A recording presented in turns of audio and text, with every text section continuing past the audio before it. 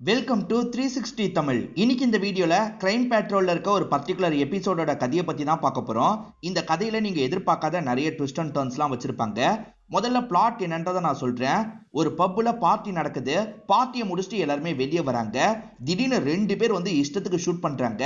அப்படி ஷூட் பண்ணதுல ரெண்டு பேர் கொலை செய்யப்படுறாங்க. வந்த ரெண்டு பேர் யாரு, எதுக்காக இஷ்டத்துக்கு ஷூட் பண்ணாங்க, அவங்க டார்கெட்டை தான் ஷூட் பண்ணாங்களா இல்ல வேற டார்கெட்டை ஷூட் பண்ணிட்டாங்களான்ற மாதிரி கேள்விலாம் வருது. விசாரணை பண்றதுக்காக இன்ஸ்பெக்டர் வராரு. கடைசியில குற்றவாளியை கண்டுபிடிச்சாங்களா இல்லையான்னு சொல்றது தான் கதையா இருக்கும். கண்டிப்பா உங்களுக்கு பிடிக்கும் நம்புறேன். எக்ஸ்பிளனேஷனுக்குள்ள போறதுக்கு முன்னாடி வீடியோக்கு ஒரு லைக் போடுங்க.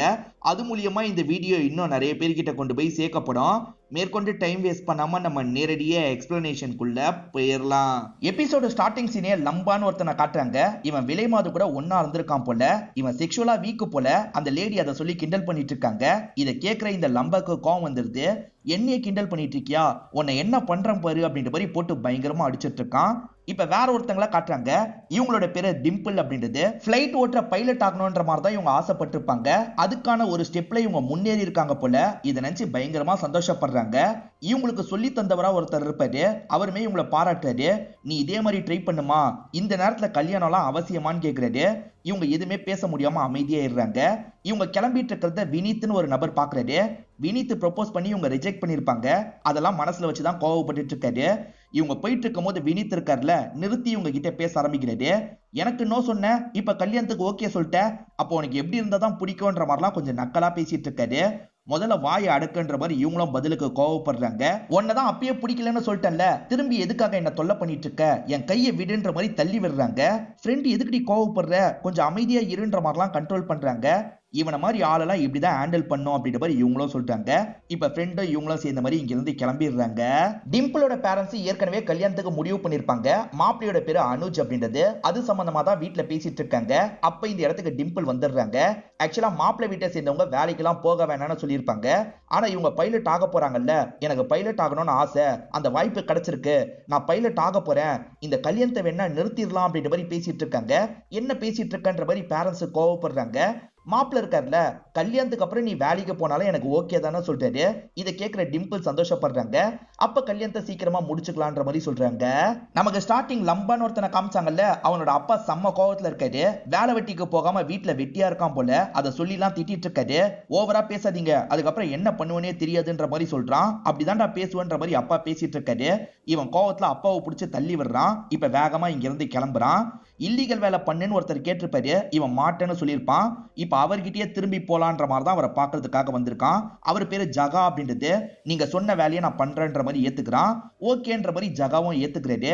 இங்கதான் வேண்டேஜ் பாயிண்ட் அப்படின்ற மாதிரி இந்த கதையோட டைட்டில போடுறாங்க. அனுஜுக்கும் டிம்பிளுக்கும் இன்னைக்கு தான் கல்யாணம் முடிஞ்சிருக்கு போல. இப்ப ரெண்டு பேருமே கார்ல ஏறி கிளம்பலான்ற மாதிரி கார் கிட்ட வந்துட்டு இருக்காங்க. அப்பன்னு பார்த்து ஹெல்மெட் போட்டு மறைச்ச மாதிரி ஒருத்தர் கன்னோட வந்திருக்காரு. வந்தவர் டிம்பிளை ஷூட் பண்ணிடுவேன் மிரட்டிட்டு இருக்காரு. ஒழுங்கு மரியாதையே இந்த கார்ல ஏறுன்ற மாதிரி உங்களை கார்ல பிடிச்சு தள்ளி விடுறாரு. மாப்பிள்ள காப்பாத்தலாம் முன்னாடி வராரு. இந்த நபர் இருக்கான்ல, மாப்பிள்ள கார்லயே ஷூட் பண்ணிடுறான். இப்ப கார்ல இருக்க இவங்கள கூட்டிட்டு இங்க இருந்து கிளம்புறான். இதுக்கு 18 மணி நேரம் முன்னாடி நடந்த ஒரு விஷயத்தை நமக்கு காட்டுறாங்க. பிளாக் தண்டர் அப்படின்ற ஒரு பப்பை தான் நமக்கு காட்டுறாங்க. இந்த பப்போட ஓனர் பேரு அரவிந்த் அப்படின்றது. அரவிந்த் இருக்கார்ல, திரும்பி இந்த பப்பை ஆரம்பிக்கலாம்னு நினைக்கிறாரு. ஏற்கனவே கொஞ்ச நாள் க்ளோஸ்ல வச்சிருக்காரு போல. அதனால நிறைய கெஸ்ட் எல்லாம் பார்ட்டி பண்றதுக்காக வந்திருக்காங்க. ஜாலியா எல்லாருமே சேர்ந்த மாதிரி பார்ட்டி எல்லாம் பண்ணிட்டு இருக்காங்க. ஒரு 2 மணி நேரம் 3 மணி நேரம் பார்ட்டி நடக்குது. முடிச்சுட்டு எல்லாருமே கிளம்பலாம்னு நினைக்கிறாங்க. அப்பன்னு பார்த்து பைக்ல 2 பேர் வராங்க. வந்ததுல பின்னாடி உட்காந்துருக்கவன் இருக்கான் பாத்தீங்களா, இங்க இருக்கவங்கள பார்த்து இஷ்டத்துக்கு ஷூட் பண்றான். அதுல ஒரு ஆணு ஒரு பெண்ணு ஸ்பாட்லயே இறந்து போயிடுறாங்க. மத்தவங்களுக்கு எல்லாம் காயம் பலமா பட்டிருக்கு. இதை பாக்குற அரவிந்த் ஷாக் ஆயிடுறாரு. உடனே போலீஸ்க்கு தகவலை கொடுத்துடுறாரு. இப்ப கொஞ்ச நேரத்துல இன்ஸ்பெக்டரும் டீமும் இந்த ஸ்பாட்டுக்கு வந்துடுறாங்க. நிறைய பேரோட கை கால்ல புல்லட் பட்டிருக்கோம். அவங்களுக்கான ட்ரீட்மெண்ட்லாம் நடந்துட்டு இருக்கு. 2 பேர் மட்டும் இறந்து போயிருக்காங்க. பொண்ணோட பேரு பிரியா, ஆணோட பேரு நவீன் அப்படின்றது. இத பத்தி அசிஸ்டன்ட் இருக்காருல, இன்ஸ்பெக்டர் கிட்ட சொல்லிட்டு இருக்காரு. இப்ப பைக்ல வந்து அந்த 2 பேர் யாருன்றதை நமக்கு காமிச்சிடுறாங்க. ஜகா லம்பா சேர்ந்த மாதிரி தான் இந்த விஷயத்த பண்ணிருக்காங்க. லம்பாக்கு பயத்துல வாந்திலாம் வந்துட்டு இருக்கு. ஏன்டா தேவையில்லாம பயந்துட்டு இருக்க, அதான் நான் கூட இருக்கேன்ல, எந்த பிரச்சனையும் வராதுன்ற மாதிரி ஜகா சொல்லிட்டாரு. அப்போ ஓகேன்ற மாதிரி இந்த லம்பாவும் ஏத்துக்கிறாரு. சிசிடிவி இருந்தா செக் பண்றதுக்கு ஈஸியா இருக்கும்ல, சிசிடிவி எல்லாம் பார்க்கணும்ன்ற மாதிரி இன்ஸ்பெக்டர் சொல்லிட்டாரு. இந்த இடத்தோட ஓனர் பேரு அரவிந்த்னு சொல்லியிருப்பேன். அவர் இருக்கார்ல, சார் சிசிடிவி எல்லாம் இங்க வைக்கிறத யாரும் விரும்பல சார், அதனால வைக்கிறதே இல்ல, வாசல்ல ஒரே ஒரு சிசிடிவி தான் இருக்கும்ன்ற மாதிரி சொல்லிட்டாரு. இதை கேட்கிற இன்ஸ்பெக்டர் பயங்கரமா கோவப்பட்டு திட்டுறாரு. பிரியான்ற லேடி இறந்து போனாங்கல்ல, அவங்க ஹஸ்பண்டோட பேரு அக்ஷய் அப்படின்றது. அக்ஷய் பயங்கரமா இந்த இடத்துல ஃபீல் பண்ணிட்டு இருக்காரு. என் ஒய்ஃப் போயிட்டா சார், சம்பந்தப்பட்டவங்களை விடாதீங்கன்ற மாதிரிலாம் சொல்லிட்டு இருக்காரு. சரி, வந்தவங்களோட அடையாளத்தை சொல்லுங்கன்ற மாதிரி அசிஸ்டன்ட் கேட்கிறாரு. சார் பைக்ல வந்து ஹெல்மெட் போட்டிருந்தாங்க சார், அவங்களோட அடையாளம் சுத்தமா எனக்கு தெரியலன்ற மாதிரிலாம் இவர் சொல்றாரு. இந்த பப்ல வேலை பார்க்குற ஒரு பையனும் புல்லட் வாங்கியிருப்பான், அவன் கையில தான் பட்டிருக்கும். அவங்கள கவனிச்சியான்ற மாதிரி இன்ஸ்பெக்டர் விசாரிக்கிறாரு. இவன் கவனிக்கலன்னு சொல்றான். நிறைய பேர் கவனிக்கலன்ற மாதிரி தான் சொல்றாங்க. எல்லாருக்குமே பேசிக் டீடைல் தான் தெரியுது, அதை தாண்டி எதுவுமே தெரிய மாட்டேங்குது. ஆனா பபிதான்ற ஒரு லேடி அவங்கள நல்லா கவனிச்சன்ற மாதிரி சொல்றாங்க. அதாவது அவங்க ஹெல்மெட்ல பாம்பு சிம்பிள் போட்ட மாதிரி இருந்தது அப்படின்ற மாதிரி சொல்றாங்க. சரி, இது போதும்ன்ற மாதிரி இவங்களும் ஏத்துக்கிறாங்க. இந்த பபிதா ஹஸ்பண்டை இழந்திருக்காங்க, அவர் பேர் தான் நவீனா இருக்கும். இப்ப நமக்கு டிம்பிளோட கதையை காட்டாங்க. டிம்பிளோட பேரண்ட்ஸ் இருக்காங்கல்ல, போலீஸ்க்கு தகவலை கொடுத்துடுறாங்க. இந்த இடத்துக்கு வேற ஒரு எஸ்ஐ தான் விசாரணை பண்றதுக்காக வராரு. என்னாச்சு ஏதாச்சுன்ற மாதிரிலாம் கேட்டு தெரிஞ்சுக்கிறாரு. டிம்பிள தூக்குனவன் யாருன்றதை நமக்கு காமிச்சிடுறாங்க. வேற யாரும் கிடையாது, ஜகான் ஒருத்தனை காமிச்சாங்கல்ல, அவன் தான் இந்த விஷயத்த பண்ணிருக்கான். இப்ப இவங்க மயக்கத்துல இருக்கிறதுனால டச் பண்றதுக்காக பக்கத்துல வந்துட்டு இருக்கான். அதுக்குள்ள அவங்க முடிச்சிடுறாங்க. யார் நீ அப்படின்ற மாதிரிலாம் கேட்டுட்டு இருக்காங்க. அதெல்லாம் உனக்கு எதுக்குன்ற மாதிரி இவன் கேட்கிறான். தயவு செஞ்சு என்ன விட்டு, எவ்வளவு காசுனாலும் தரேன்னு சொல்றாங்க. எனக்கு காசெல்லாம் தேவையே இல்லைன்ற மாதிரி இவன் சொல்றான். இவங்க பயத்துல காப்பாத்துங்க காப்பாத்துங்கன்னு கத்த ஆரம்பிக்கிறாங்க. நீ எவ்வளவு வேணா கத்திக்கோ, உன்னை காப்பாத்த இங்க யாருமே வரமாட்டாங்க, நீ கத்துற சவுண்டு வெளியே கேட்காதுன்ற மாதிரி சொல்றான். இப்ப இவங்களை சாத்திட்டு இந்த இடத்த விட்டு கிளம்பிடுறான். யாராவது காப்பாத்துங்க காப்பாத்துங்கன்ற மாதிரி திரும்ப திரும்ப கத்துறாங்க. இப்ப மறுநாள் இன்ஸ்பெக்டரையும் அசிஸ்டன்ட்டையும் காட்டுறாங்க. ஒரே ஒரு சிசிடிவி இருக்கிறதா அரவிந்த் சொன்னார்ல, அந்த சிசிடிவி ஃபுட்டேஜ் தான் இவங்க செக் பண்ணி பாக்குறாங்க. அந்த ஃபுட்டேஜ்ல 2 பேர் பைக்ல வர்றது தெளிவா தெரியுது. ஆக்சுவலா பபிதான் ஒருத்தங்க ஒரு அடையாளத்தை சொன்னாங்கல்ல, அது பக்காவா மேட்ச் ஆகுது. இந்த ஒரு க்ளூ தான் இருக்குன்ற மாதிரி இவங்களுமே யோசிச்சுட்டு இருக்காங்க. எதுக்காக இந்த அட்டாக் நடந்திருக்கோன்ற மாதிரி யோசிக்க ஆரம்பிக்கிறாங்க. ஆக்சுவலா அரவிந்த பொறுத்த வரைக்கும் லாஸ்ட்ல கொஞ்ச நாள் இதை மூடி வச்சிருப்பாரு. திரும்பி ஓபன் பண்ணலாம்னு நினைக்கும் போது இது நடந்திருக்கும். அதனால இவரை டார்கெட் பண்ணி யாராவது இப்படி பண்ணிருப்பாங்களா, ரேண்டமா ஷூட் பண்ணிருப்பாங்களான்ற மாதிரி யோசிக்கிறாங்க. இல்ல திட்டமிட்டு இவங்க 2 பேரை கொல்றதுக்காக தான் வந்திருக்காங்கன்னா, இவங்க 2 பேரை எதுக்காக கொலை செய்யணும், இவங்க 2 பேருக்கு எதிரிங்க யாரா இருக்காங்க, அதெல்லாம் விசாரிக்கணும்ன்ற மாதிரி இன்ஸ்பெக்டர் சொல்லிட்டாரு. அசிஸ்டன்ட்டும் சரின்ற மாதிரிலாம் ஏத்துக்கிறாரு. ஷூட் அவுட்டுக்கு முன்னாடி நடந்த விஷயத்த நமக்கு காட்ட ஆரம்பிக்கிறாங்க. இந்த அரவிந்த் வேலைக்கு கிளம்பலான்ற மாதிரி ரெடி ஆயிட்டு இருக்காரு. இவரோட ஒய்ஃப் இருக்காங்கல்ல, நானும் வரவா, ஓப்பனிங் ஃபங்க்ஷன் தானே வரேன்ற மாதிரி சொல்லிட்டாங்க. அதெல்லாம் ஒன்னும் தேவையில்ல, நீ வீட்டு வேலையை பார்த்தா போதும், அந்த இடத்து வேலையெல்லாம் நானே பாத்துக்கிறேன்ற மாதிரி இவரும் இங்க இருந்து கிளம்புறாரு. இவர் கிளம்பி போனோன்னு இந்த ஒய்ஃப் இருக்காங்கல்ல, அவர் கிளம்பிட்டாருன்ற மாதிரி யாருக்கோ கால் பண்றாங்க. யாருக்கு கால் பண்றாங்கன்னு தெரியல. இவர் அந்த இடத்துக்கு வந்ததுக்கு அப்புறமா நிறைய பேருக்கு கால் பண்ணிட்டாரு. திரும்பி ஓபன் பண்ற, நடுவுல வாங்கன்ற மாதிரி சொல்லிட்டாரு. பண பிரச்சனை சம்பந்தமாவும் இவர் போன்ல பேசுறாரு. இங்க வேலை பார்க்குற பையன் ரெஸ்ட் ரூம் யூஸ் பண்றதுக்காக போயிருப்பான். அவனை போட்டு பயங்கரமா திட்டுறாரு. ஏண்டா வெல்கம் பண்றதுக்காக இந்த இடத்துல இருக்க மாட்டியா, இந்த நேரத்துல தான் உனக்கு பாத்ரூம்லாம் வருமான்ற மாதிரி பயங்கரமா திட்டுறாரு. இதை நினைச்சு இவனுமே லைட்டா ஃபீல் பண்ணிட்டு இருக்க மாதிரி நமக்கு காட்டுறாங்க. முதல்ல நவீன் பபிதான்ற ஒரு ஜோடி தான் வராங்க. ஆக்சுவலா இந்த நவீன் தான் கொல்லப்பட்டிருப்பாரு. இந்த நவீனை மட்டும் இவர் பயங்கரமா வெல்கம் பண்ணிட்டாரு. ஏன்னா நவீனை பொறுத்த வரைக்கும் தெரிஞ்ச ஃப்ரெண்டா இருப்பாரு. வாங்கன்ற மாதிரி 2 பேரையும் வெல்கம் பண்ணி உள்ளலாம் உட்கார வைக்கிறாரு. இப்ப அரவிந்தும் போன் பேசிட்டு இருக்காரு. அப்பன்னு பார்த்து 2 பேர் சண்டை போட்டுக்கிறாங்க. அக்ஷய்னு ஒருத்தரும் கௌரவம் தான் சண்டை போட்டுட்டு இருக்காங்க. அவங்க 2 பேருமே ஃப்ரெண்ட்ஸ், இருந்தாலும் எதுக்காகவோ சண்டை போடுறாங்க. இதை கவனிக்கிற அரவிந்த் இருக்கார்ல, என்ன பிரச்சனை சார், நிறுத்துங்கன்ற மாதிரி கண்ட்ரோல் பண்ணிட்டாரு. அதுக்கப்புறம் சமாதானம் ஆயிடுறாங்க போல, சேர்ந்துலாம் டான்ஸ் பண்ணிட்டு இருக்காங்க. இந்த மாதிரி தான் பார்ட்டி நடந்திருக்கும். பார்ட்டிலாம் முடியறதுக்கான டைம் வந்துருது. எல்லாருமே கிளம்புங்க அப்படின்ற மாதிரிலாம் இவர் சொல்றாரு. எல்லாருமே இங்க இருந்து கிளம்புறதுக்காக போயிருப்பாங்க. அப்பதான் ஷூட் அவுட் நடந்திருக்கும். இவரும் என்ன ஏதுன்னு பாக்குறதுக்காக வெளியே ஓடி இருப்பாரு. பிரசன்ட்ல இது எல்லாத்தையும் இன்ஸ்பெக்டர் கிட்ட இவர் சொல்லிட்டு இருக்காரு. அப்ப இவரோட ஒய்ஃப் இருக்காங்கல்ல, காஃபி தரதுக்காக இந்த இடத்துக்கு வராங்க. அவங்க முகத்தை மூடாம வந்திருக்காங்கல்ல, என்ன இப்படி வந்திருக்க, முகத்தை மூடுன்ற மாதிரி லைட்டா சொல்லிட்டாரு. அவங்களுமே புரிஞ்சுக்கிறாங்க. இப்ப முகத்தெல்லாம் மூடிட்டு இருக்காங்க. 2 பேர் சண்டை போட்டுக்கிட்டதா சொன்னார் பாத்தீங்களா, அவங்களுக்குள்ள என்ன சண்டைன்னு இன்ஸ்பெக்டர் கேக்குறாரு. சார் என்ன சண்டைன்றது எனக்கு தெரியல சார், அவங்க 2 பேருமே ஃப்ரெண்ட்ஸ்ன்றது மட்டும் எனக்கு நல்லா தெரியும்ன்ற மாதிரி சொல்லிட்டாரு. அந்த 2 பேர்ல ஒருத்தர் தான் அவரோட ஒய்ஃபை இழந்திருப்பாரு. அதுதான் அக்ஷய் இருக்கார்ல, அவரோட ஒய்ஃபான பிரியாவை இழந்திருப்பாரு. அவங்க 2 பேர் எதுக்கு சண்டை போட்டாங்கன்னு இவருக்கு தெரியல. வேற யார்கிட்டயாவது காரணத்தை கேட்டு தெரிஞ்சுக்கணும்ன்ற மாதிரி இன்ஸ்பெக்டர் யோசிக்கிறாரு. இங்க இருந்து கிளம்ப ஆரம்பிக்கிறாரு. அப்படியே கட் பண்ணி நமக்கு ஜகாவை காட்டுறாங்க. ஜகா கதவை திறந்து உள்ள வராரு. அந்த சமயம் இங்க இருக்க டிம்பிள் படுத்து தூங்கிட்டு இருக்காங்க. சாரி எல்லாம் விலகி இருக்குல்ல, இவருமே தப்பா டச் பண்றாரு. அவங்க பயத்துல வேகமா முழிக்கிறாங்க. இவங்க கிட்ட எல்லை மீறி நடக்கிறதுக்கு ட்ரை பண்றாரு. இங்க ஒரு பிளாஷ்பேக்கை நமக்கு காட்டுறாங்க. டிம்பிள் ஃப்ரெண்டு கூட நடந்து வந்துட்டு இருக்காங்க. பைக்ல போற ஒருத்தன் இருக்கான்ல, ஃப்ரெண்டு மேல கைய வச்சிடறான். இத பாக்குற டிம்பிள் கோவப்படுறாங்க. நில்லுங்கடா நில்லுங்கடா அப்படின்ற மாதிரி கல் எடுத்து அடிக்கலாம் செஞ்சுட்டு இருக்காங்க. என்ன பண்ணிட்டு இருக்க, நிறுத்துன்ற மாதிரி ஃப்ரெண்டு தான் கண்ட்ரோல் பண்றாங்க. இந்த மாதிரி பொறுக்கிங்க இருக்கதான் செய்யறாங்க, நம்ம தான் அட்ஜஸ்ட் பண்ணி போகணுன்ற மாதிரி சொல்லிட்டாங்க. இப்படிப்பட்ட ஆளுங்களெல்லாம் அட்ஜஸ்ட் பண்ணி போக கூடாது, பதிலுக்கு எதிர்த்து சண்டை போடணுன்ற மாதிரிலாம் இவங்க சொல்லியிருப்பாங்க. ஆனா பிரசன்ட்ல இவனை எதிர்த்து சண்டை போட முடியல. இவனை இவங்க கிட்ட தப்பா நடந்துடுறான் போல. இங்க இருந்து சிரிச்சுக்கிட்டே கிளம்புறான். கௌரவ் அக்ஷய்னு 2 பேர் சண்டை போட்டுக்கிட்டாங்க பாத்தீங்களா, அவங்க 2 பேரோட ஒய்ஃப் 4 பேருமே ஃப்ரெண்ட்ஸா இருப்பாங்க. 4 பேருமே சேர்ந்த மாதிரி தான் இந்த இடத்துக்கு வராங்க. ஜாலியா பேசிக்கிட்டே உள்ள போயிட்டு இருக்காங்க. அப்படி உள்ள போகும்போது கௌரவ் அப்படின்ற நபர் மட்டும் பின்னாடி பார்த்துக்கிட்டே உள்ள போறாரு. கௌரவோட ஒய்ஃப் பேரு சிவாலி அப்படின்றது எல்லாருமே பாக்குறாங்கன்னு கூட கண்டுக்காம கிஸ் பண்ணிக்கிட்டே இருக்காரு. சிவாலி அன்ஈசியா ஃபீல் பண்றாங்க. இதை எதிர இருக்க பிரியா புரிஞ்சுக்கிறாங்க. சிவாலி வா ரெஸ்ட் ரூமுக்கு போயிட்டு வரலாம் அப்படின்ற மாதிரி அவங்களை இங்க இருந்து கூட்டு போயிடுறாங்க. இப்ப அக்ஷய் இருக்கார்ல, நீ பண்றது கொஞ்சம் கூட சரியில்லை மச்சான், எல்லாரும் முன்னாடியே கிஸ் பண்ணுவியான்ற மாதிரி கேக்குறாரு. என் பொண்டாட்டியை நான் கிஸ் பண்றேன், உனக்கு என்னடா பிரச்சனை அப்படின்ற மாதிரி கௌரவ் கேக்குறாரு. இப்படிதான் இவங்களுக்குள்ள சண்டை மாதிரிலாம் ஏற்பட்டிருக்கும். அதுக்கப்புறம் மேனேஜர் அந்த இடத்துக்கு வந்திருப்பாரு. சார் நிறுத்துங்கன்ற மாதிரிலாம் கண்ட்ரோல் பண்ணிருப்பாரு. இவங்க 2 பேருமே கண்ட்ரோல்குள்ள வந்திருப்பாங்க. கொஞ்ச நேரத்துல ரெஸ்ட் ரூம்குள்ள போன 2 பேரோட ஒய்ஃபா வந்துடுறாங்க. அதுக்கப்புறம் இவங்க 4 பேருமே சேர்ந்த மாதிரி ட்ரிங்க் பண்ணி டான்ஸ் எல்லாம் பண்ணிருப்பாங்க. அதுக்கப்புறம் தான் பார்ட்டி முடிஞ்சு எல்லாருமே சேர்ந்த மாதிரி வெளியே வந்திருப்பாங்க. அவங்களும் பைக்ல வந்திருப்பாங்க, இஷ்டத்துக்கு ஷூட் பண்ணிருப்பாங்க. அந்த ஷூட் அவுட்ல பிரியா இறந்து போயிருப்பாங்க. அந்த கௌரவ் உள்ள போகும்போது திரும்ப பார்த்துக்கிட்டே போயிருப்பாரு. ஒருவேளை அந்த கௌரவ் ஏதாவது பண்ணிருக்க வாய்ப்பு இருக்கா, கௌரவ் கூட பிரியாவை டார்கெட் வைக்கிறதுக்காக இப்படி பண்ணிருக்க வாய்ப்பு இருக்குன்ற மாதிரி யோசிக்கிறாரு. அவங்க 4 பேருக்குள்ள ஏதோ ஒரு சீக்ரெட் இருக்கு, அந்த சீக்ரெட்டுக்காக தான் இந்த கொலை நடந்திருக்குன்னு எனக்கு தோணுதுன்ற மாதிரிலாம் இன்ஸ்பெக்டர் சொல்றாரு. அப்பன்னு பார்த்தா அசிஸ்டன்ட்டுக்கு ஒரு தகவல் கிடைக்குது. அதாவது இந்த ஷூட் அவுட்ல ஒரு பைக் சம்பந்தப்பட்டதுல அது ஒரு இடத்துல நின்னுட்டு இருக்கிறதா தகவல் கிடைக்குது. இவங்களுமே வேகமா அந்த ஸ்பாட்டுக்கு வந்துடுறாங்க. பைக் அந்த இடத்துல நின்னுட்டு இருக்கு, ஹெல்மெட்டும் அங்கதான் இருக்கு. அந்த ஹெல்மெட் தான் அப்படின்றத இவங்க கன்ஃபார்ம் பண்ணிடுறாங்க. இங்க இருந்து எப்படி ட்ராக் பண்றது அப்படின்ற மாதிரிலாம் இவங்க யோசிச்சுட்டு இருக்காங்க. இப்ப டிம்பிள் கேஸை விசாரணை பண்ற எஸ்ஐய காட்டுறாங்க. டிம்பிள் பேரண்ட்ஸ் கிட்ட டிம்பிளுக்கு எதிரிங்கன்னு யாராவது இருக்காங்களான்னு விசாரிக்கிறது. அதே மாதிரி ஃப்ரெண்டு கிட்ட விசாரிக்கிறது. ஃப்ரெண்டுமே யோசிச்சு ஒரு விஷயத்த சொல்ல ஆரம்பிக்கிறாங்க. அதாவது அவங்க கிளாஸ் போற இடத்துல வினிதால தொல்லை ஏற்பட்டது இல்ல, அதை பத்தி எல்லாம் சொல்லிடுறாங்க. ஓஹோ இப்படி ஒரு பிரச்சனை இருக்கான்ற மாதிரி இவங்களுமே அந்த இடத்துக்கு வந்துடுறாங்க. நீங்க தான் அந்த பொண்ணுக்கு ரெகுலரா தொல்லை கொடுத்துருக்கீங்க, நீங்க ஏதாவது பண்ணீங்களா அப்படின்ற மாதிரி கேட்கறாரு. சார் சத்தியமா நாளா எதுவுமே பண்ணலன்ற மாதிரி இவர் சொல்லிட்டு இருக்காரு. அந்த நாள் நீங்க எங்க இருந்தீங்கன்ற மாதிரிலாம் கேட்டு தெரிஞ்சுக்கிறாங்க. அந்த நாள் கௌரவ் திரும்பி பார்த்துக்கிட்டே போனார்ல, ஏன் அப்படி போனீங்கன்ற மாதிரி கேட்கறாங்க. சார் நான் சாதாரணமா தான் அப்படி திரும்பி பார்த்தேன்ற மாதிரி இவரும் சொல்லிட்டாரு. இப்ப கௌரவோட ஒய்ஃபான சிவாலி கிட்ட விசாரிக்கிறாங்க. ஆக்சுவலா சிவாலியும் அக்ஷயும் மணிக்கணக்கா போன்ல பேசியிருக்காங்கன்னு தெரிய வருது. நீங்க எதுக்காக அவர்கிட்ட மணிக்கணக்கா பேசியிருக்கீங்க, அஃபேர் போச்சான்ற மாதிரிலாம் கேட்கறாங்க. சேச்சா என்னோட ஹஸ்பண்ட் என் போனை யூஸ் பண்ணுவார் சார், அப்படி பேசியிருக்க வாய்ப்பு இருக்கு, நானும் ஃப்ரெண்ட்லியா கால் பண்ணுவேன், அஃபேர்லாம் இல்லைன்னு சொல்றாங்க. இவங்க 4 பேருமே மாத்தி மணிக்கணக்கா போன்ல பேசுற மாதிரிலாம் இவங்களுக்கு எவிடன்ஸ் கிடைக்குது. இவங்க 4 பேருக்குள்ள என்ன பழக்கம்ன்றதை டீட்டெயிலா விசாரிக்கணும், கொஞ்சம் விசாரிங்கன்ற மாதிரி அசிஸ்டன்ட் கிட்ட இன்ஸ்பெக்டர் சொல்றாரு. இந்த ஜகா இருக்கான் பாத்தீங்களா, திரும்ப டிம்பிள் கிட்ட தப்பா நடந்துக்கிறதுக்காக பக்கத்துல வந்துட்டு இருக்கான். ப்ளீஸ் விட்டுன்ற மாதிரி இவங்க கேட்டுட்டு இருக்காங்க.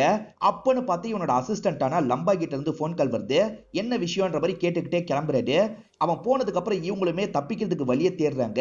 சின்னதா ஒரு ஓட்டையை பாக்குறாங்க. இந்த ஓட்டையை கொஞ்சம் பெருசுப்படுத்த முடியுமா அப்படின்ற மாதிரி இவங்களும் ட்ரை பண்ணிட்டு இருக்காங்க. அந்த லம்பாவும் கொஞ்சம் பதட்டமா கதவை திறக்கிறான். என்னாச்சுன்ற மாதிரிலாம் கேட்கறாரு. என் அப்பாவை தெரியாம சாவடிச்சிட்டேன்னு சொல்றான். அப்பா வழக்கம் போல திட்டி இருக்காரு, இவன் அடிச்சு சாவடிச்சிருக்கான் போல, மறைக்கிறதுக்கு ஹெல்ப் பண்ணுங்க அப்படின்ற மாதிரிலாம் கேட்கறான். பண்ணி தொலைறேன் அப்படின்ற மாதிரி ஜகாவும் தூக்குன்ற மாதிரி சொல்றாரு. அனுஜை பொறுத்த வரைக்கும் காலில் புல்லட் வாங்கினாரு பாத்தீங்களா, இப்ப எஸ்ஐ அனுஜ் கிட்ட விசாரணை பண்றதுக்காக தான் வராரு. ஷூட் பண்ணவன் யாருன்னு தெரியுமான்னு கேட்கறாரு. எனக்கு தெரியலன்ற மாதிரிலாம் அனுஜ் சொல்லிட்டு இருக்காரு. ஆக்சுவலா அனுஜி ஏற்கனவே ஒரு பொண்ணை கல்யாணம் பண்ணிருக்காரு. ஆனா அந்த விஷயத்த டிம்பிள் ஃபேமிலி கிட்ட மறைச்சிருக்காரு. எதுக்காக மறைச்சிங்கன்ற மாதிரிலாம் எஸ்ஐ கேக்குறாரு. சார் கல்யாணம் ஆனது உண்மைதான் சார், ஆனா கொஞ்ச நாள்லயே அவ லவ் பண்ணவங்க கூட ஓடி போயிட்டா சார், அதனால தான் இந்த விஷயத்த வெளியே சொல்ல வேணான்ற மாதிரி மறைச்சிட்டோன்ற மாதிரிலாம் சொல்லிட்டாரு. உங்க முத கல்யாணத்திலயும் பிரச்சனை வந்திருக்கு, செகண்ட் கல்யாணத்திலயும் பிரச்சனை வந்திருக்கு, உங்களுக்கு ஆகாதவங்கன்னு யாராவது இருக்காங்களான்ற மாதிரி கேட்கிறாரு. சார் அந்த மாதிரிலாம் யாருமே கிடையாதுன்ற மாதிரி சொல்லிட்டாரு. நவீன் ஒருத்தர் இறந்து போனாரு பாத்தீங்களா, அவர் அந்த பப்ல ஷேர் ஹோல்டரா மாறலாம்னு நினைச்சிருப்பாரு. அட்வான்ஸ் மாதிரி ஒரு அமௌண்ட்டை தந்திருப்பாரு. மீதி காசை தரதுக்குள்ளதான் இந்த டெத் நடந்திருக்கும். அப்ப அந்த அரவிந்த் பப்பை நடத்தக்கூடாதுன்றதுக்காக யாரோ திட்டமிட்டு பண்ணிருக்காங்க போல அப்படின்ற மாதிரிலாம் இவங்க டிஸ்கஸ் பண்ணிட்டு இருக்காங்க. நமக்கு அன்னைக்கு நைட்டு நடந்த விஷயத்த காட்ட ஆரம்பிக்கிறாங்க. ஹஸ்பண்ட் ஒய்ஃப் வந்து பார்ட்டி பண்ணாங்கல்ல, அரவிந்துமே ரொம்ப நன்றி சார், அட்வான்ஸ் பே பண்ணிட்டீங்க, சீக்கிரம் அமௌண்ட்டையும் தந்தா நல்லா இருக்கும்னு சொல்லிட்டு போறாரு. பபிதாவும் ஹஸ்பண்ட் கிட்ட என்னாச்சுன்னு கேக்குறாங்க. நான் இந்த பப்ல ஒரு ஷேர் ஹோல்டரா மாற போறேன்னு சொல்லிட்டாரு. இது இந்த பப்ல ஷேர் ஹோல்டரா மாற போறீங்களா? அது தப்பான முடிவுங்க, ஏற்கனவே ஃபிளாப்ல போற இடம்ன்ற மாதிரி சொல்லிட்டாங்க. இல்ல இவன் திரும்பி கொண்டு வந்துருவான்ற மாதிரிலாம் இவர் சொல்லிட்டாரு. ஆனா ஒய்ஃப் ஏத்துக்காம ரெஸ்ட் ரூம் போக போறேன்னு போயிடுறாங்க. அதே ரெஸ்ட் ரூம்க்கு தான் இவங்க 2 பேர் வராங்க. பிரியாவும் சிவாலியும் பேசிக்கிறதெல்லாம் பபிதாக்கு தெளிவா கேக்குது. பிரியா இருக்காங்கல்ல, உன் ஹஸ்பண்டுக்கும் உனக்கும் பிரச்சனையா, உன்னை டார்ச்சர் பண்றாரா அப்படின்ற மாதிரிலாம் கேக்குறாங்க. சிவாலியும் ஆமான்ற மாதிரிலாம் சொல்லிட்டாங்க. தயவு செஞ்சு நான் சொன்னதை பத்தி அவர்கிட்ட சொல்லிடாத, எனக்கு தான் பிரச்சனை வரும்ன்ற மாதிரிலாம் சொல்லிட்டாங்க. இந்த மாதிரி தான் இவங்க 2 பேர் பேசிட்டு இருக்காங்க. சரி வா வெளியே போலான்ற மாதிரி பிரியாவும் வெளியே கூட்டு போயிடுறாங்க. அதுக்கப்புறம் தான் பபிதா இருக்காங்கல்ல, அங்க இருந்து கிளம்பி போயிருப்பாங்க. இப்ப பிரசன்ட்ல இன்ஸ்பெக்டர் பபிதா கிட்ட விசாரணை பண்றதுக்காக தான் வந்திருக்காரு. பபிதாவும் இவங்க கவனிச்ச எல்லாத்தையும் சொல்றாங்க. இந்த பபிதாவை பொறுத்த வரைக்கும் ஷமீர்னு ஒருத்தங்க கிட்ட பேசியிருக்காங்க. அரவிந்தும் அதே ஷமீர் கிட்ட பேசியிருக்காரு. அந்த ஷமீரை பொறுத்த வரைக்கும் இதுக்கு முன்னாடியே சில குற்றங்கள்லாம் பண்ணிருக்காரு. எதுக்காக இந்த ஷமீர் கிட்ட பேசுனீங்கன்ற மாதிரி இன்ஸ்பெக்டர் கேக்குறாரு. சார் இவன் யாருன்னு கூட எனக்கு தெரியல சார், என் ஹஸ்பண்ட் அடிக்கடி போனை யூஸ் பண்ணுவாரு, அவர் பேசியிருக்க வாய்ப்பு இருக்குன்ற மாதிரி சொல்லிட்டாங்க. அரவிந்த் கிட்டயும் பேசியிருக்கிறதா நீங்க சொல்றீங்கல்ல, ஒருவேளை என்னோட ஹஸ்பண்ட் இன்வெஸ்ட் பண்றதுக்கு முன் வந்த மாதிரி இவனும் முன் வந்திருக்க கூட வாய்ப்பு இருக்குன்ற மாதிரிலாம் சொல்றாங்க.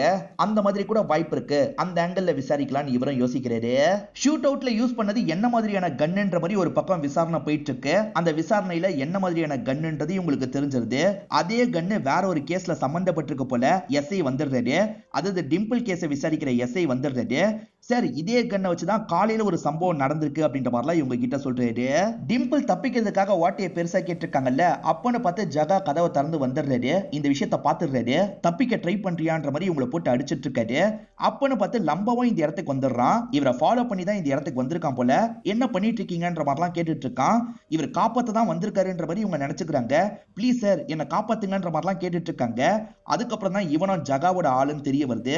எனக்குமே ஒரு வாய்ப்பு வேணும்ன்ற மாதிரிலாம் இவன் ஜகா கிட்ட கேக்குறான். சரி சீக்கிரமா முடிச்சுட்டு வான்ற மாதிரி ஜகாவும் வெளியே போயிடுறாரு. இப்ப இவன் இருக்கான்ல, இவங்க கிட்ட எல்லை மீறிலாம் நடந்துட்டு இருக்கான். இப்ப இன்ஸ்பெக்டர் இருக்கார்ல, வாங்க சார் நீங்களும் ஃபுட்டேஜ் எல்லாம் பாருங்கன்னு எஸ்ஐ கிட்ட சொல்றாரு. இப்ப எஸ்ஐயும் சிசிடிவி ஃபுட்டேஜ் எல்லாம் பாக்குறாரு. அதை பாக்குறவரு பயங்கரமா ஷாக் ஆயிடுறாரு. சார் இவர் தான் சார் அந்த கேஸ்ல சம்பந்தப்பட்டவங்களோட ஃபியான்சே, இவர் எதுக்காக இந்த இடத்துக்கு வந்திருக்காரு அப்படின்ற மாதிரிலாம் இந்த இடத்துல ஷாக் ஆகுறாரு. அதாவது அனுஜும் அந்த பார்ட்டிக்கு போறதுக்காக வெயிட் பண்ணிருக்காரு. ஆனா உள்ள போனாரா என்னன்றது உங்களுக்கு தெரியல. இப்ப எல்லாருமே சேர்ந்த மாதிரி அனுஜ் கிட்ட விசாரணை பண்றதுக்காக வராங்க. நீங்களும் அந்த பார்ட்டிக்கு போயிருக்கீங்க, ஆனா எதுக்கு பாதியிலேயே கிளம்பிட்டீங்க, ஷூட் அவுட் நடக்கிறது முன்கூட்டியே உங்களுக்கு தெரிஞ்சிருச்சான்ற மாதிரிலாம் கேக்குறாங்க. சார் அப்படிலாம் இல்ல சார், நடந்ததே வேறன்னு இவர் சொல்றாரு. அது கல்யாணத்துக்கு முன்னாடி நாள் நைட்ல இவர் ஃப்ரெண்ட்ஸுக்கு பேச்சுலர் பார்ட்டி தரதுக்காக வந்திருப்பாரு. அதே சமயம் டிம்பிளும் ஃப்ரெண்ட்ஸ் எல்லாம் கூப்பிட்டு அந்த இடத்துக்கு வந்திருப்பாங்க. ஆனா இவருக்கு வீட்ல இருந்து கால் வந்திருக்கும், மெடிக்கல் எமர்ஜென்சி உடனே போகணும்னு சொல்லியிருப்பாரு. சரி போலான்ற மாதிரி எல்லாருமே கிளம்பியிருப்பாங்க. அப்படி நாங்க சீக்கிரமா கிளம்பிட்டோன்ற மாதிரி சொல்றாரு. நைட்டு 2 பேரும் அந்த இடத்துக்கு வந்து இஷ்டத்துக்கு ஷூட் பண்ணிருக்காங்க. காலையில ஒருத்த மட்டும் வந்து அந்த பொண்ணை தூக்கிட்டு போயிருக்கான். இதுல சம்பந்தப்பட்டவங்க யாருன்றதை சீக்கிரமா கண்டுபிடிக்கணும்ன்ற மாதிரி இன்ஸ்பெக்டரும் எஸ்ஐ கிட்ட பேசிட்டு இருக்காரு. இப்பதான் இவரோட அசிஸ்டன்ட் இருக்கார்ல சார், அந்த 4 பேரை பத்தி ஒரு தகவல் கிடைச்சிருக்குன்ற மாதிரி சொல்லிட்டாரு. அந்த 4 பேருமே 2 மாசத்துக்கு முன்னாடி ட்ரிப்புக்காக ஒரு இடத்துக்கு போயிருக்காங்க. அங்க இருக்க சிசிடிவி ஃபுட்டேஜ் எல்லாம் பார்க்கும் போதுதான் ஒரு விஷயம் கிடைச்சது அப்படின்ற மாதிரி சொல்லிட்டாரு. என்னன்ற மாதிரி கேட்கிறாரு. அதை வாயால சொல்ல முடியாது சார், பாருங்கன்ற மாதிரி இவர் காட்டுறாரு. இப்ப இவருமே என்ன விஷயம்ன்றத பாக்குறாரு. ஆக்சுவலா ஹோட்டல் ரூமுக்கு 4 பேருமே சேர்ந்த மாதிரி வராங்க. ஆனா 2 பேருமே அவங்க ஜோடி கூட போகாம வேற ஒரு ஜோடி கூட போறாங்க. அதாவது ஜோடியை மாத்தி ஒன்னா இருக்கலாம்னு முடிவு பண்றாங்க போல. அந்த மாதிரி ஜோடியை மாத்தி தான் 2 பேருமே வேற வேற ரூம்குள்ள எல்லாம் போயிட்டு இருக்காங்க. இத பாக்குறவரு ஷாக் ஆயிடுறாரு. இப்ப விசாரணை பண்றதுக்காக வந்துடுறாரு. பிரியா கொல்லப்பட்டாங்கல்ல, பிரியாவோட ஹஸ்பண்ட் ஆனா அக்ஷயே சந்தேகப்படுறாரு. அந்த ஸ்வாப்பிங் நடந்ததுக்கு அப்புறம் உங்களுக்குள்ள ப்ராப்ளம் வந்திருக்கு, ஒய்ஃப் மேல கோவப்பட்டு இருக்கீங்க, அதனால ஆளை செட் பண்ணி காலி பண்ணிருக்கீங்க அப்படிதானு கேக்குறாரு. சார் சத்தியமா அந்த மாதிரிலாம் கிடையாது சார், இந்த ஸ்வாப்பிங்லாம் நடந்ததுக்கு அப்புறம் கௌரவ் ஃபேமிலிக்குள்ள தான் ஏகப்பட்ட இஷ்யூ வந்தது சார், அதுக்கு இந்த ஸ்வாப்பிங் தான் காரணம்னு அவன் நினைச்சிருக்கலாம், அதனால இப்படி பண்ணிருக்க வாய்ப்பு இருக்குன்ற மாதிரி சொல்லிட்டாரு. கௌரவ் வேற திரும்பி திரும்பி பார்த்துட்டு போனார்ல, இதனால இன்ஸ்பெக்டருக்கு கௌரவ் மேல டவுட் அதிகமாகுது. நீங்க பண்ணீங்களான்ற மாதிரி கேக்குறாரு. சத்தியமா நான்லாம் பண்ணலன்ற மாதிரி சொல்லிட்டாரு. ஆக மொத்தத்துல கௌரவம் பண்ணலன்னு சொல்லிட்டாரு, அக்ஷயும் பண்ணலன்னு சொல்லிட்டாரு. அந்த ஷூட் அவுட்ல பிரியா மட்டும் கொல்லப்படல, நவீன் ஒருத்தர் கொல்லப்பட்டிருக்காரு. நவீனுக்கும் ஒய்ஃபுக்கும் ஏதாவது சண்டை இருந்திருக்க வாய்ப்பு இருக்கு, ஒய்ஃப் ஏன் இதை பண்ணிருக்க கூடாதுன்ற மாதிரிலாம் யோசிக்கிறாங்க. அப்பதான் இந்த ஷூட் அவுட்ல கன்னை வாங்கினவன் யாருன்றதை கண்டுபிடிச்சிடுறாங்க. லம்பான்றவன் தான் கன்னை வாங்கியிருக்கான்னு இவங்களுக்கு தெரியுது. ஏற்கனவே சில பெட்டி கேஸ்லாம் பண்ணியிருக்கான் சார் அப்படின்ற மாதிரி சொல்லிட்டாங்க. இவன் எங்க இருந்தாலும் தூக்குங்கன்ற மாதிரி சொல்லிட்டாரு. இப்ப லம்பாவை தூக்கிடுறாங்க போல, போட்டு பயங்கரமா அடிக்கிறாங்க. ஒழுங்கு ரீதியா நடந்த விஷயத்த சொல்லுன்ற மாதிரிலாம் கேட்கறாங்க. சார் அன்னைக்கு நைட்டு நான் பைக்கை மட்டும் தான் சார் ஓட்டினேன், ஷூட் பண்ணதெல்லாம் வேற ஒருத்தர் அப்படின்ற மாதிரிலாம் இவன் சொல்லிட்டு இருக்கான். அதுதான் யாருன்ற மாதிரி கேட்கறாங்க. அவன் பேரு ஜகான்ற மாதிரிலாம் இவன் சொல்லிட்டு இருக்கான். சரி இது யாருன்னு தெரியுதான்ற மாதிரி டிம்பிள் போட்டோவா காட்டுறாரு. சரி இந்த பொண்ணை ஜகா தான் சார் தூக்கிட்டு வந்து ஒரு ரூம்ல லாக் பண்ணி வச்சிருந்தான், அப்படிதான் நான் பார்த்தேன்ற மாதிரிலாம் இவன் சொல்லிட்டு இருக்கான். சோ அந்த விஷயத்த ஜகா மட்டும் பண்ணிருக்கான் போலன்னு இவங்க யோசிக்கிறாங்க. ஜகா எதுக்காக டிம்பிள தூக்குனான்ற காரணத்தையும் இவன் சொல்ல ஆரம்பிக்கிறான். நமக்கும் நடந்த விஷயத்த காட்டுறாங்க. அந்த பப்புக்கு டிம்பிளும் ஃப்ரெண்டும் வந்துட்டு இருந்தாங்க பாத்தீங்களா, இவனுங்க 2 பேர் பைக்ல கிராஸ் பண்ணி போவாங்க. அப்ப தெரியாதனமா டிம்பிள லைட்டா இடிச்சிருப்பாங்க. டிம்பிள் இருக்காங்கல்ல, கோவத்துல இவனை போட்டு பயங்கரமா திட்டிட்டு இருக்காங்க. இவனுமே அந்த இடத்துல இருந்து இவங்க திட்டுற எல்லாத்தையும் காதுல வாங்கிட்டு இருக்கான். இவனுங்கள மாதிரி ஆளுங்களெல்லாம் இப்படிதான் ஹேண்டில் பண்ணும் அப்படின்ற மாதிரி டிம்பிளும் ஃப்ரெண்டு கூட பேசிக்கிட்டே அங்க இருந்து கிளம்புறாங்க. இப்ப வேற வேலையா வந்திருக்கோம், இன்னொரு நாள் இவளை கவனிச்சுக்கலான்ற மாதிரி ஜகா யோசிச்சிருப்பான்.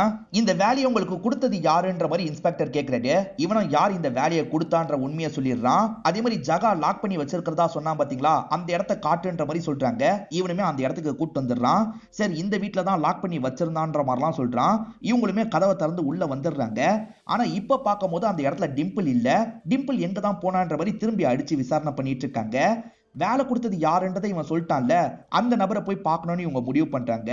அது வேற யாரும் கிடையாது, அந்த இடத்துல ஒருத்தன் வேலை பார்த்து கையில புல்லட் வாங்கினா பாத்தீங்களா, அவன் தான் வேலையே தந்திருக்கான். பார்ட்டி முடிச்சுட்டு எல்லாருமே கிளம்ப போறாங்க. இப்ப வாங்க கரெக்டா இருக்கும்ன்ற மாதிரி இவன் தான் கால் பண்ணி தகவலே கொடுத்திருப்பான். நடுவுல இவன் கால் பண்ணி தகவல்லாம் கொடுத்திருப்பான். அதுக்காக இவன் ஒதுங்க போயிருப்பான். அந்த சமயம் தான் எங்கடா போனன்ற மாதிரிலாம் அரவிந்த் இவனை போட்டு திட்டிருப்பாரு.